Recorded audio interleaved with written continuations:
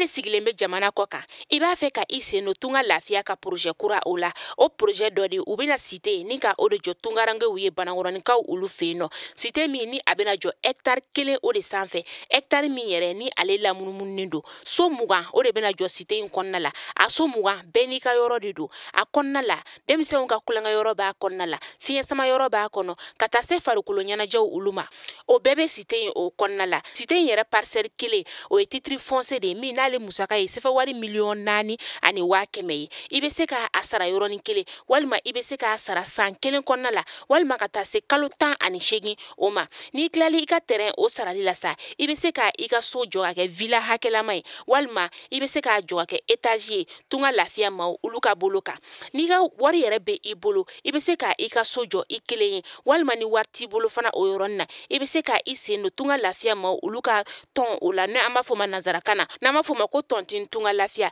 walasa ka se ka I ka so ale jɔ cité o kɔnɔna la o t'a bannen dɛ tunga lafiya ma o bɛna tila ka immeuble fana jɔ cité in kɔnɔna la immeuble min n'i bɛ se ka appartement o san chambre 3 de b'a kɔnɔna la ale ni salon 1 a musaka bɛ t'i jɔ sefa wari 15,000,000 la ka taa se sefa wari 17,000,000 ma I bɛ se ka o fana sara dɔɔni fo ka taa se san 2 ani tila ma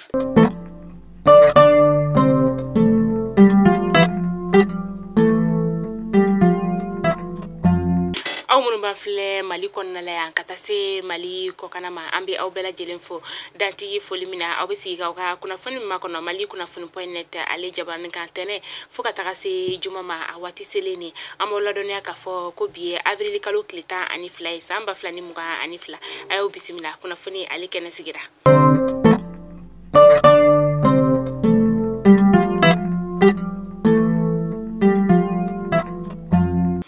kunnafoni daminɛla bi mande miridi ale ye faraɲɔgɔnkan jɛkulu min ni sifinakaw caman bɛ a kɔnɔna la u ka laɲini ye fɛn minnu ye sa o de ye ka se ka bunahadamadenya taabolo ka o sinsin an ka jamana o kɔnɔna la an ka jamana ka yɛrɛma hɔrɔnya taabolo ka taa se bunahadamadenya sigili jɔnjɔn olu kan ani an ka jamana ka kɔrɔlenko ka se ka olu bɛɛ sigi sen kan an ka kanko ka olu sankɔrɔta ka tila tuguni ka jaɲuman ni ka o di an ka fintigilakaw n'an ka lakana tigilamaw ma ani ka se ka tuguni maa minnu bɛ nɔ ni olu bɛ an ka jamana o kunna n'u bɛ gɛlɛya ta an ka jamana o sɛgɛrɛ jamana marabaga ko juguya ka olu kɛlɛ ka tila tuguni ka yuruguyurugu ka o kɛlɛ ka bɔ an ka jamana o kɔnɔna la yan nɔ denmisɛnw n'o ye sifinakaw ye olu ka baara ko bɛ se ka sabati cogo min na ni bɛɛ lajɛlen de ye mande miridi ale hakilina ye don n'a nataw la jamana ale bɛ se ka basigi cogoya min na kumakan kelen de bɛ miridi bolo n'o kumakan de ye fɛn min ye o de ye jamana o ko ye Sawujanw ka jamana marabagaw olu y'a yira k'a fɔ ko dɔ bɛna fara hijidenw olu kan hijiden minnu n'a ma bɛ t'i jɔ maa 1,000,000 o bɔɲɔngo la ka sababuya kɛ coronavirus bana kɔni tun kelen no sababu ye ni ka hijiko koɲaw ka olu jɔ nka ɲinan kɔni dɔ farala a jama kan wa o kɛra nisɔndiyaba ye cakɛyɔrɔ minnu ni olu ka baara ɲɛsinnen bɛ hijidenw tali ma ka taga n'u ye hijikɛyɔrɔ olu la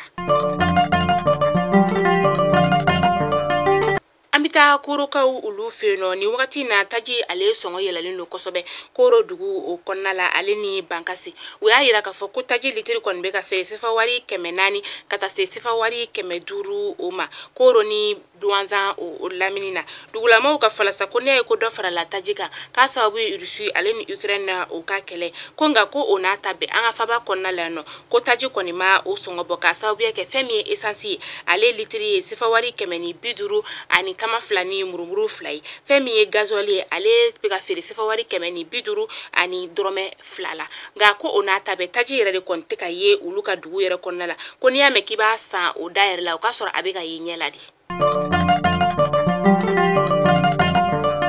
Nations Unies maaw olu kɔni tun kelen don ka sɛgɛsɛgɛli baaraw ni ka olu boloda ka sababuya kɛ ko an ka finitigilakaw ye dankari finitigi gansan maa dɔw ka bunahadamadenya la murakaw olu fɛ yen nɔ a baaraw yɛrɛ sigili kɛra avril kalo tile 8 tɛmɛnen o ni o kɔnɔna la nka Rusi ale ni Chine u ye o kuma kɔni ni ka ale sonsori maa dɔw ka falasa ko Mali kan ka togo suguya bɛɛ kɛ walasa Rusi ale ni Chine kɔni bɛ se ka to an bolo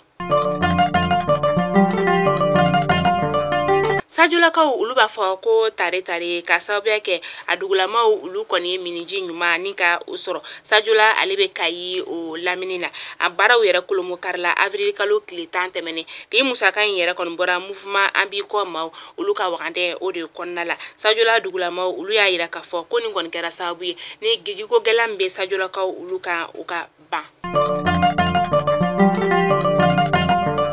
Nantara Bafulabe an bɛ taa Damafale dugu o la. Damafale ale bɛ Bafulabe o lamini na. Tasuma kɔni ale donna a dugu la. Tasuma min ni ale yɛrɛ kun ma se k'a dɔn hali sisan nɔ. A kɛra sababu ye ni ka saga 7 ni ka o faga saga 7 min yɛrɛ ni ale suguya ye Tchadienne de. A kɛra avril kalo tile 8 tɛmɛnen san 2022 nka a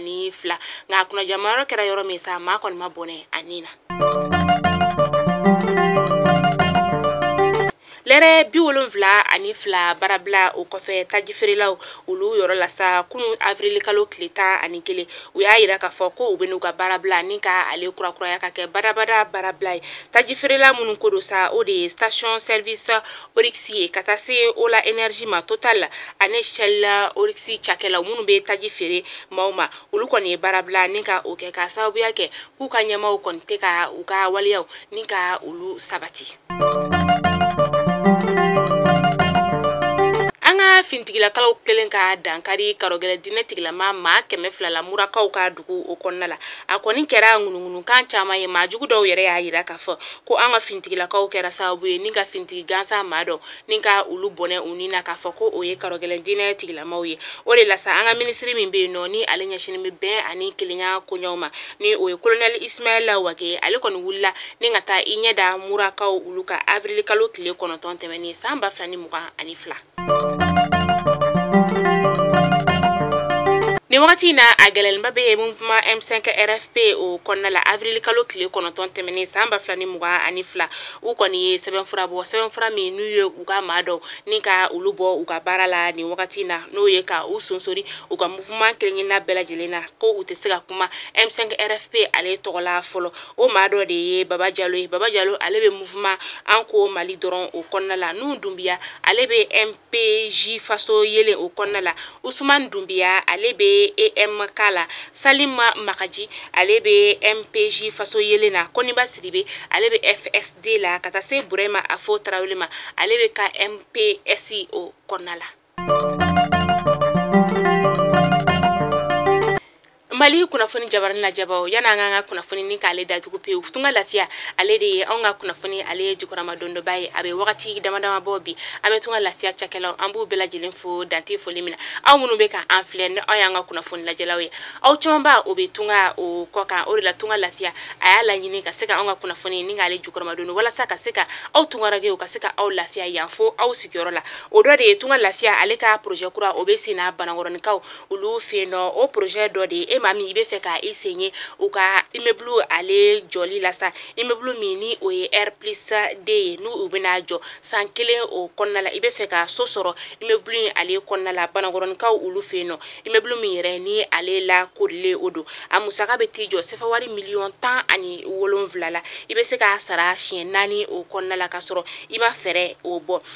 kalo la i bɛ se k'a sara euro wari 780 na o bɛ sefa wari 2,229 o ma a bɛ sara san 2 o kɔnɔna la n'i y'a dɔn fana k'a bɛɛ lajɛlen b'i bolo i bɛ se k'a sara o la n'i bɛ fɛ ka kunnafoni wɛrɛ sɔrɔ a la tunga lafiya ma wele u ka numéro WhatsApp la o de ye 00336 41 94 03 80 walima 00336 77 84 04 14 tunga lafiya a nana an ka tunganage minnu bɛ an ka jamana kɔ kan ka na aw lafiyali kama walasa aw bɛ se ka aw sagonaso ni ka o sɔrɔ ba Maliba o kɔnɔna la ka sɔrɔ aw ma tɔɔrɔ aw ma degun k'aw ka so jɔ k'a ban ka tile ta k'a di aw ma k'a kɛ aw sago ye yuruguyuruguma bɔ a la danaya o kɔnɔna la tunga lafiya dɔrɔn o de don aw k'an bɛn sini inshallah kunnafoni kuraw olu kɛnɛ kan ala ka sunkalo tɛmɛ ko ɲuman di ne ni aw kelenkelenna bɛɛ lajɛlen ma